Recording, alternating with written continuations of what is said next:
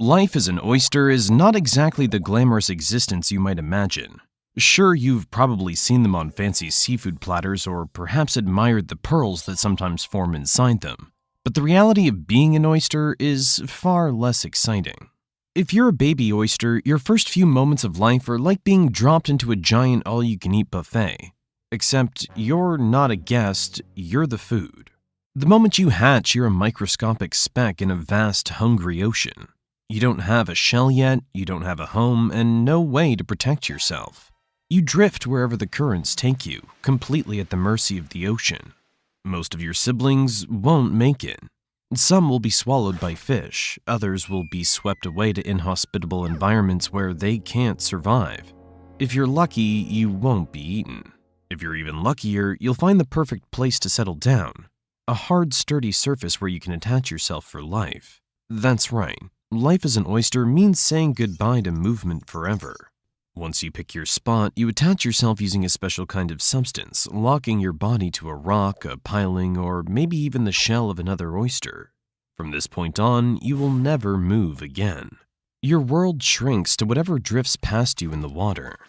At first, things are simple. You grow, slowly building layers of calcium carbonate around your soft, vulnerable body. Your shell gets thicker, harder, and tougher. Your body inside, though, remains just as soft as ever. A delicate, pulsing thing hidden behind a protective wall. The only thing you have to do to survive is filter water. You suck it in, extract tiny bits of plankton and organic debris, and spit the rest back out. That's your entire life, filtering, eating, and growing. You're nature's water purifier. It's a simple but essential job. Without creatures like you, the ocean would be far murkier, clogged with particles too small for most creatures to consume. The ocean currents bring you what you need, but they also bring dangers. Predators like crabs and starfish, or sudden changes in water temperature or salinity that threaten your survival. You have no way to escape, no way to fight back. Your only defense is to clamp your shell shut and hope for the best.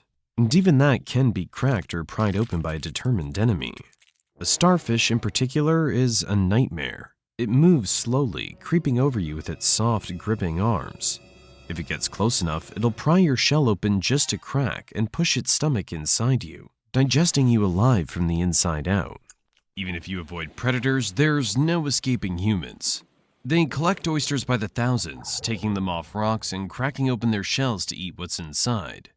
If you're unlucky enough to be caught, you'll be eaten alive. If you are fortunate enough to escape predators and humans, your biggest challenge will be the ocean itself. In some areas, the tides leave you exposed for hours, baking under the sun. Your shell's the only thing keeping you from drying out. You clamp shut, holding in every drop of moisture, waiting for the water's return. It's a test of endurance, one that not all oysters can survive. Storms are even worse. A strong surge can rip you from your home, throwing you into unfamiliar waters. Too much fresh water can shock your system, leaving you unable to open again. There are moments, too, when your life takes an unexpected turn. Sometimes a tiny grain of sand or a parasite finds its way inside your shell and gets trapped, irritating your soft body.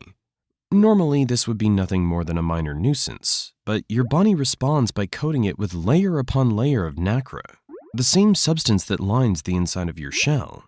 Over time, this forms a pearl, a rare and beautiful accident that has captivated humans for centuries. And here's the irony. If you make a pearl, humans will want you even more. They'll rip you open, pluck the pearl from your body, and toss your empty shell aside. But humans aren't exactly patient when it comes to pearls. They figured out how to turn oysters like you into pearl-making machines.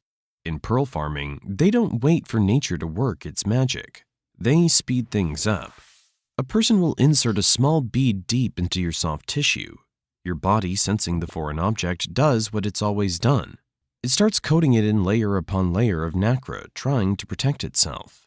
The bead slowly disappears and transforms into a pearl. What was once your body's natural defense is now a business, and you are just a part of the production line. The pearls you make can vary in color depending on what's around you. Most of the time you'll end up with a standard white or cream pearl, But if the ocean decides to its own touch, you might create something black, gold, pink, or even blue. It's all based on the minerals in the water and your genetic traits. If your pearl turns out smooth, round, and flawless, congratulations, you've just created a valuable gem. But if your pearl's lumpy, oddly shaped, or looks more like a misshapen bean than a perfect sphere, well, don't expect to see it in a fancy jewelry store. Now let's talk about mating, or rather the complete lack of romance in your life. Being an oyster means your love life is non-existent. No dates, no partners, no awkward first moves. Just a chaotic, ocean-wide reproductive mess where millions of eggs and sperm get dumped into the water at the same time, hoping for a lucky meeting. And here's the weird part. You don't even stick to one role. One year you might be producing sperm. The next you're releasing eggs. Oysters don't bother with fixed genders. They switch based on what the population needs. So, congratulations. You're nature's most flexible parent, even if you have absolutely no control over how or when it happens. But here's the thing about oysters. You're not a loner.